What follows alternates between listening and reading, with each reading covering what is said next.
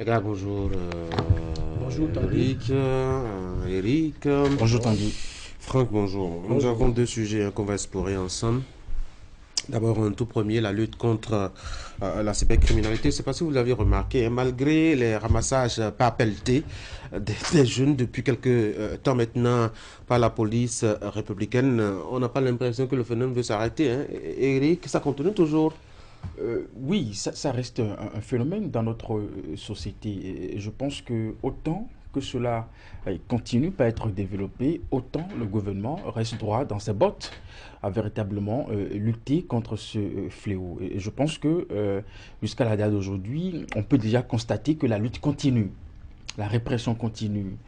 Et c'est ce qu'il faut davantage encourager, dans la mesure où nous savons que on est resté tellement silencieux, on est resté tellement observateur de ce phénomène que cela a gangréné carrément notre on se réveille un peu tard, donc non. Oui, absolument. C'est un retard que nous sommes en train de rattraper. Oui. Dire qu'on se réveille un peu tard, c'est vrai, mais c'est aussi pas trop juste parce que il est toujours temps de se réveiller à un moment donné parce que le mal c'est tellement ancré dans la société qu'aujourd'hui on se demande qu'est-ce qu'il faut faire? Parce qu'au regard de tout ce que nous avons vu, nous avons constaté déjà qu'il y a une sorte de complicité collective. Et cette complicité collective commence par le hameau familial. Les parents savent que leurs enfants sont des cybercriminels, ils les protègent parce qu'ils estiment qu'ils sont devenus les pourvoyeurs de la famille. Les oncles, les amis le savent, ils protègent. Dans le quartier, il y a des gens qui s'indexent et ils disent, bon, lui, c'est un cybercriminel, lui, c'est un cybercriminel, mais personne n'appelle la police pour donner des informations, alors qu'aujourd'hui, c'est la sécurité de tous qui est concernée. Aujourd'hui, c'est déjà bien que le gouvernement ait pris la situation à bras le corps. Mais on a l'impression que ça nous donne aucun résultat. Nous sommes plutôt en train de constater l'ampleur de ce que nous avons toujours couvé. Parce que c'était toujours là. Mais on ne voyait pas cet on ne voyait pas l'ampleur, on ne voyait pas la profondeur du mal. Est-ce que véritablement l'action de la police a vraiment un effet, à votre avis? Quand on voit un peu l'audace même que ces gens-là peuvent avoir, d'opérer même depuis la prison, s'il vous plaît, d'atteindre des cibles. Non, je pense qu'il y a un début de résultat, un début de satisfaction par rapport à cette lutte. Mais comme l'a dit Ulrich, le mal gangrénait la société il y a bien longtemps. Nous avons laissé le mal perdurer pendant plusieurs années. Et le fait aujourd'hui qu'on décide de lutter contre ce mal, on est venu à un moment où c'était vraiment un problème, c'était devenu un véritable problème de société, ce qui fait que obtenir des résultats probants tout de suite, ça ne sera pas possible. Et vous voyez un enfant que vous avez laissé adopter une habitude pendant des années pour lui prendre ce comportement, pour lui interdire ce qu'il a l'habitude de faire, c'est compliqué. Encore qu'aujourd'hui, Ulrich l'a si bien caricaturé, nous sommes dans une hypocrisie collective où on dit il faut lutter publiquement contre le mal, mais lorsque nous rentrons dans nos cercles familiaux, chacun se dit attention, il faut protéger le petit gars qui avec son portable ou avec son ordinateur arrive à quand même donner de quoi nourrir la famille. Donc il faut le protéger. J'aime même écouter des parents qui disent « Ah, mon enfant aujourd'hui, il est gaiement et c'est lui qui a acheté telle voiture, il a acheté telle, c'est l'argent des Blancs, non ?» Alors qu'à l'interne, on continue de... Ce n'est plus seulement l'argent des Blancs. On continue de l'argent des frères, c'est l'argent de la famille parfois. C'est l'argent des frères, c'est l'argent de la famille. Et le plus grave, c'est aussi des crimes sacrificiels.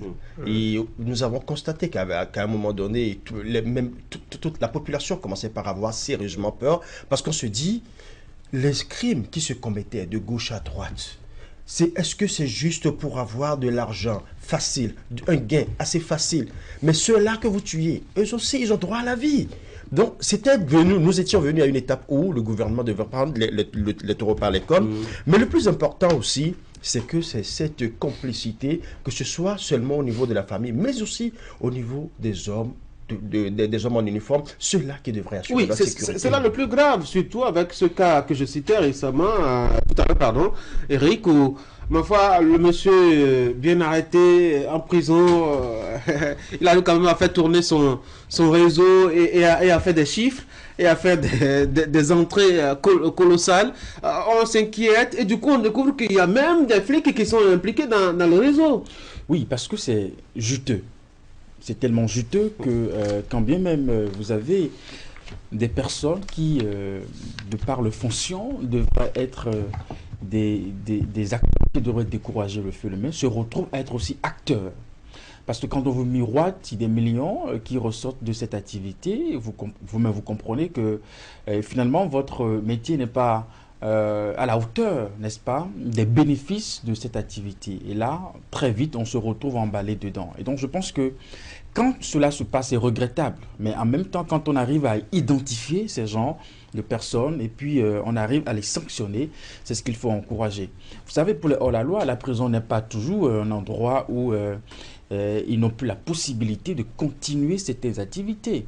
Il n'y a pas que seulement que les cybercriminels. Vous allez encore dans d'autres milieux, quand ils se retrouvent en prison, ils ont la possibilité encore de recréer le même réseau et de continuer véritablement. Mais qu'est-ce qui peut expliquer... Avec la complicité, justement, des acteurs que nous voyons, que nous jugeons comme étant les garants même de notre sécurité, mais qui se retrouvent être des complices de cette activité. Qu'est-ce qui peut expliquer ce niveau de pourriture morale, Franck? Non, c'est le fait que d'abord, il y a la pauvreté. Hein, il y a la pauvreté, c'est vrai que ça ne quand on est pauvre, non, c'est vrai que ça, je vais y arriver.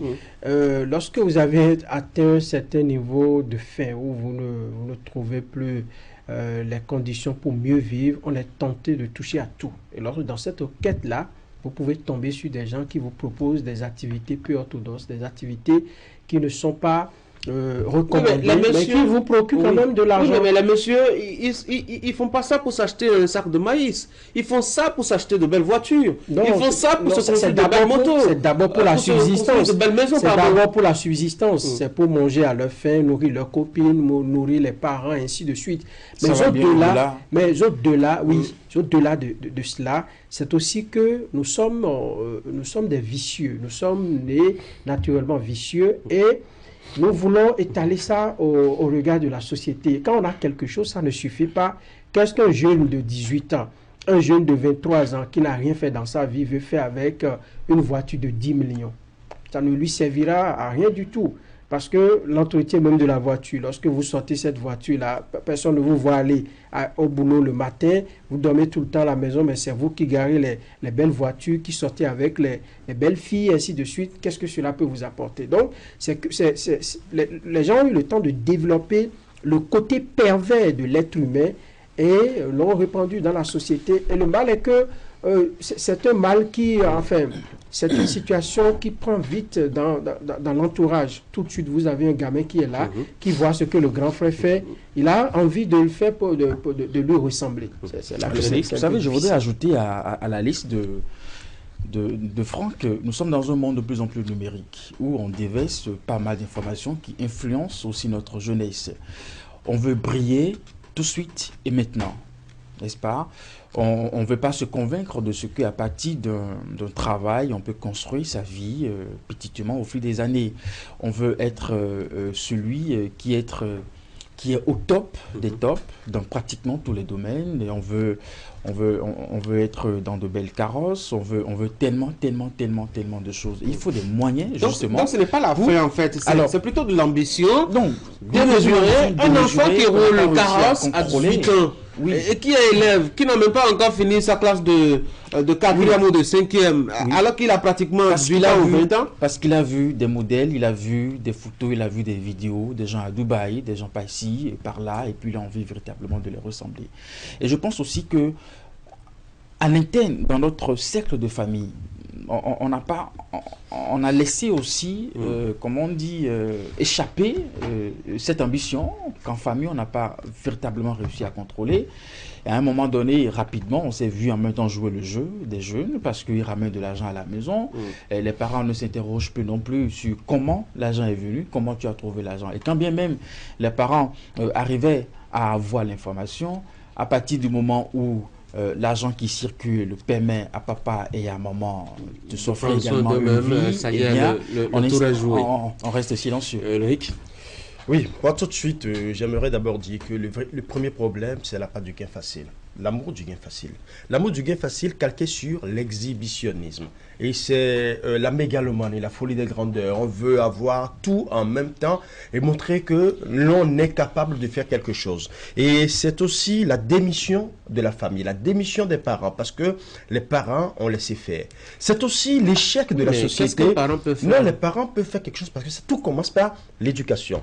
Quand vous recevez une certaine éducation, à partir de cet instant, dès que vous rentrez à la maison avec certains objets, votre père, votre mère doit s'interroger de la provenance de cet objet-là. Mais si Vous l'enfant venez- cache, est-ce que vous savez qu'il y a des enfants... Est-ce que vous connaissez bien les Est-ce que vous civils savez, dont nous parlons? C'est les enfants qui ne le cachent Ulrich, souvent pas. Ulrich, est-ce que Oui. vous savez qu'il y a des enfants qui vivent chez leurs parents, qui ont des téléphones portables, qui ont une moto ou une voiture, qui ont loué au dehors sans que les parents sachent?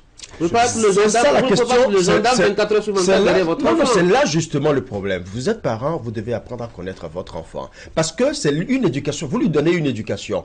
Et quand l'enfant sort, vous avez le devoir, je dis bien le devoir, parce que c'est ça la responsabilité, de savoir à peu près ce que fait cet enfant dehors. Si l'enfant sort et que vous vous imaginez, vous vous dites, bon ok, mon enfant est sorti, il n'y a pas de souci, il n'y a rien d'autre, mais ça, il y a un problème, ça va vous retomber sur la tête, c'est comme une boule de pierre. Donc, il faut nécessairement que les parents comprennent que leur responsabilité est entièrement engagée. Le second aspect, la société aussi a démissionné. C'est de parler des politiques pour encadrer les jeunes. Parce qu'aujourd'hui, quand vous faites attention, quel centre de loisirs réellement il y a dans Cotonou et dans les Il y a les championnats qui a repris. Non, attends, non. Tout Il y a les stades qui sont le monde n'est pas friand du cuir rond. Il faut qu'on le dise. Et on devrait faire quoi? On devrait inviter Dadju chaque fin de semaine pour faire le concert. Quand on parle de loisirs, quand on parle de loisirs, ce n'est pas que football, ce n'est pas que concert. Il y a beaucoup d'autres aspects qui entrent en ligne de compte de loisirs. Il y a vous savez, le didactique doit suivre le ludique. Et quand il y a seulement le ludique, ça passe à côté. Quand il y a le didactique seul, à un moment donné, l'enfant commence par être ennuyé. Donc, il faut que le didactique suive le ludique. Ici, nous parlons d'une manière de garder les enfants. Garder les enfants, c'est quoi? Les suivre, les conseiller, les orienter.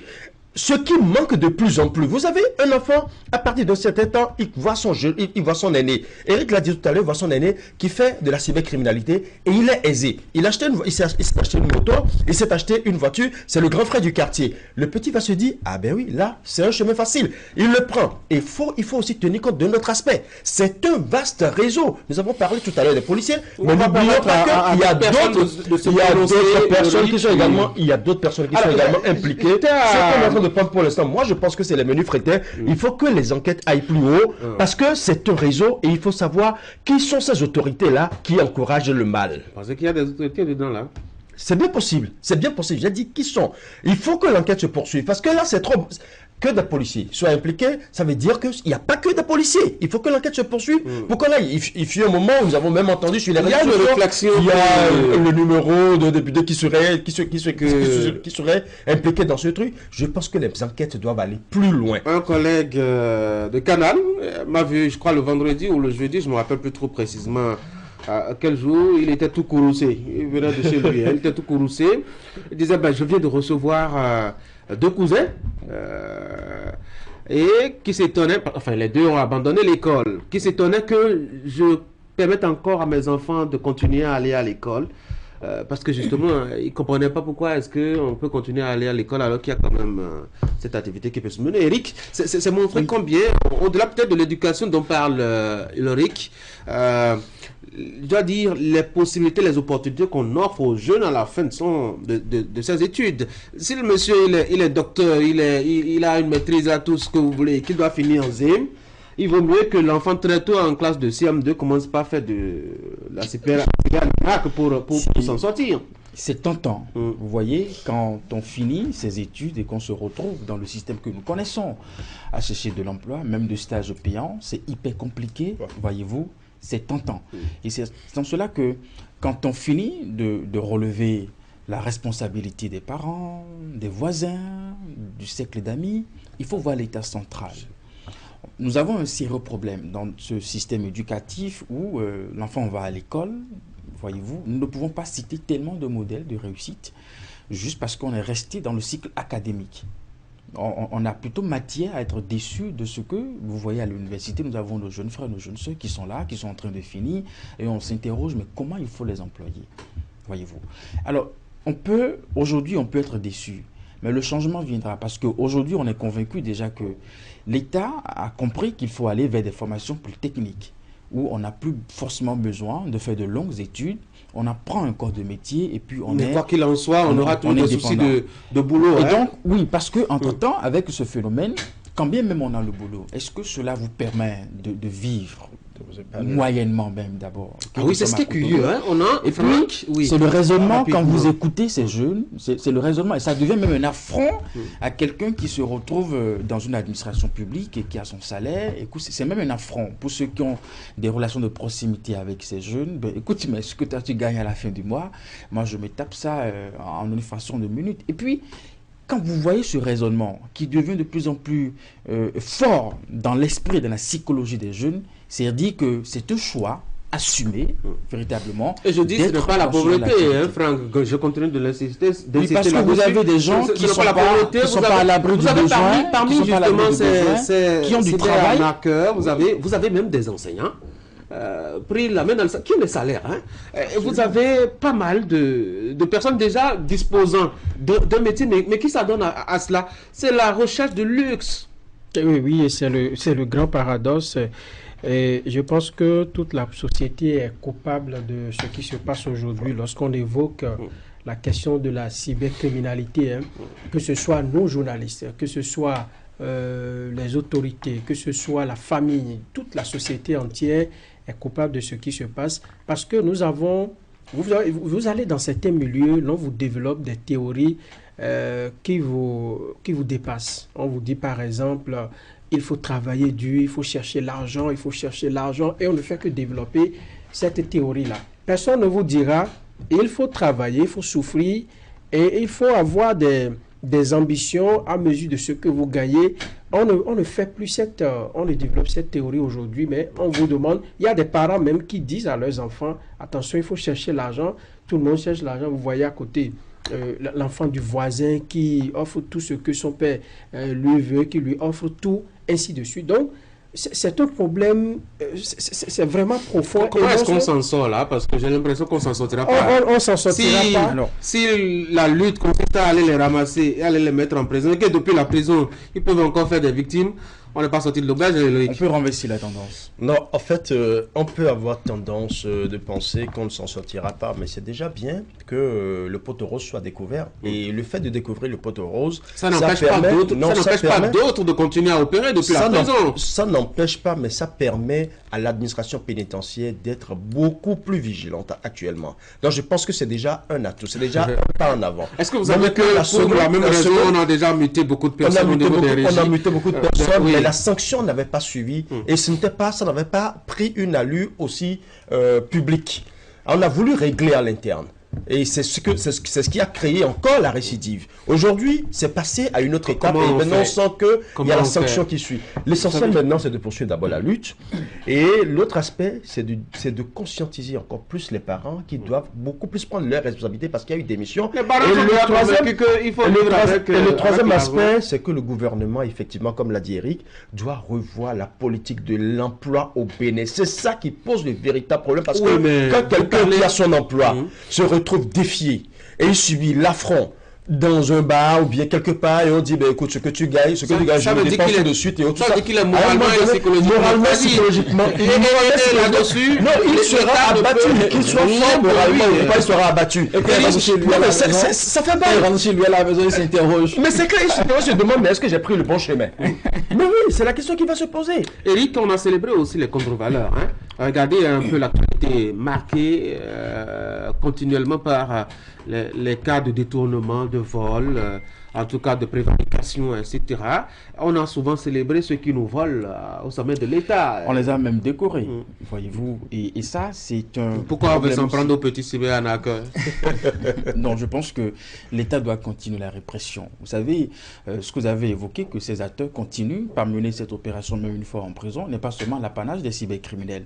On a arrêté des gens pour la drogue, mais ils sont en prison. Ce n'est pas pour autant que le marché a cessé d'être animé. Je pense que l'État doit continuer la répression, peut-être de plus en plus forte. Après, il faut souhaiter que les réformes engagées au niveau de l'enseignement soient plus techniques. Et puis après, célébrer les valeurs, vous l'avez évoqué. Dans notre société, on a cette, je n'ai pas envie de dire cette mauvaise habitude, mais quand on voit déjà quelqu'un qui commence par prier, et on estime que voilà, c'est un modèle de réussite, sans voir vraiment derrière ce que cela cache véritablement. Et puis après, on s'étonne que cette personne soit dans des... Il paraît que l'argent n'a pas de couleur, n'a pas d'odeur, et sert à une seule chose, être dépensé, Franck. Donc... on ne va pas trop s'interroger. Non, quand on dit ça, personne n'a demandé de ne pas travailler pour avoir de l'argent. Les gens ne travaillent pas, mais ils ont de l'argent, ça devrait inquiéter. Et nous devons tous ensemble marquer un arrêt pour nous demander mais où est-ce que nous allons dans une société aujourd'hui qui est dominée par le pouvoir de l'argent, où tout le monde veut avoir l'argent, quel que soit le prix à payer. Je crois qu'on a... À un moment donné, on a raté le tournant, on a mal fait notre virage. On doit revenir un peu à la case départ, nous rééduquer autrement. Sinon, la génération à venir, ça serait pire que ce que nous vivons actuellement. Parce que ce sont des enfants 4G, comme le disent certains. Ils réfléchissent à 1000 à l'heure. Bientôt 5G. Oui, 5G. Donc, il faut que nous actualisions parce que... Voilà, il faut que le parent s'actualise pour contrôler. Je ne sais pas à quel jour on est. On est encore à 1G ou à demi-G, on ne sait pas. Justement, il y a une autre lutte que le gouvernement a engagée depuis 2016. Je ne sais pas si vous avez un avis là-dessus. La lutte contre la corruption. J'ai l'impression que c'est aussi un serpent de mer dont la tête ne sera jamais atteinte.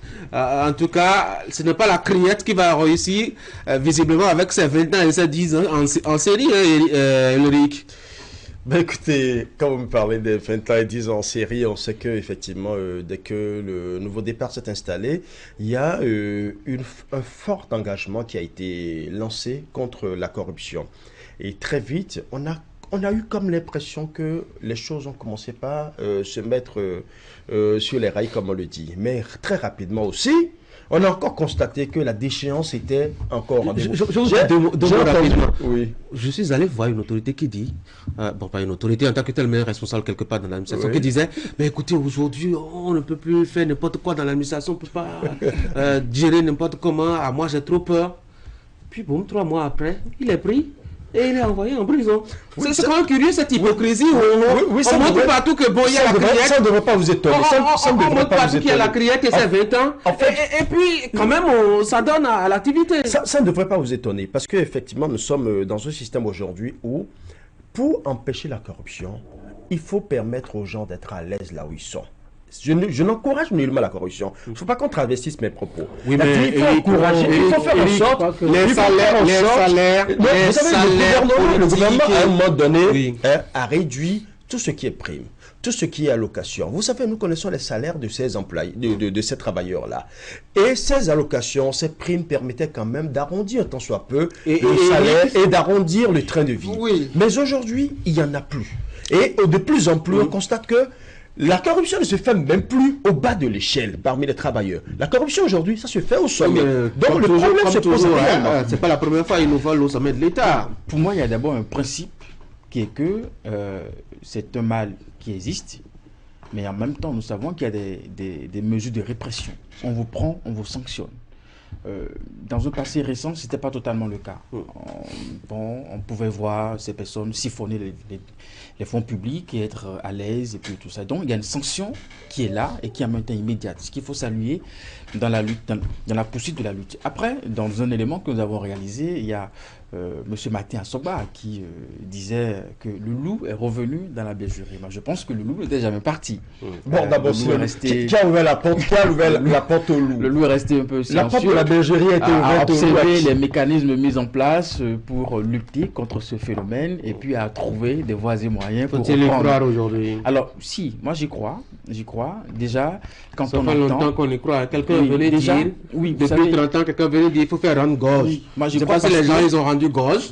En tout cas, on a remarqué que plus on avance vers, on égrène les années, moi, plus l'autre l'a reconnu aussi, plus si hier on mangeait avec la cuillère, les gens ils ont choisi la louche. Moi, j'y crois parce que... Oui, on va laisser Franck se prononcer rapidement, s'il vous plaît. Alors, je ne suis pas d'accord avec Ulrich lorsqu'il parle des primes qui ont été supprimées par-ci, par-là. Lorsque vous prenez un PRMP de la SB2E ou le directeur technique, mais c'est des gens qui sont très bien payés.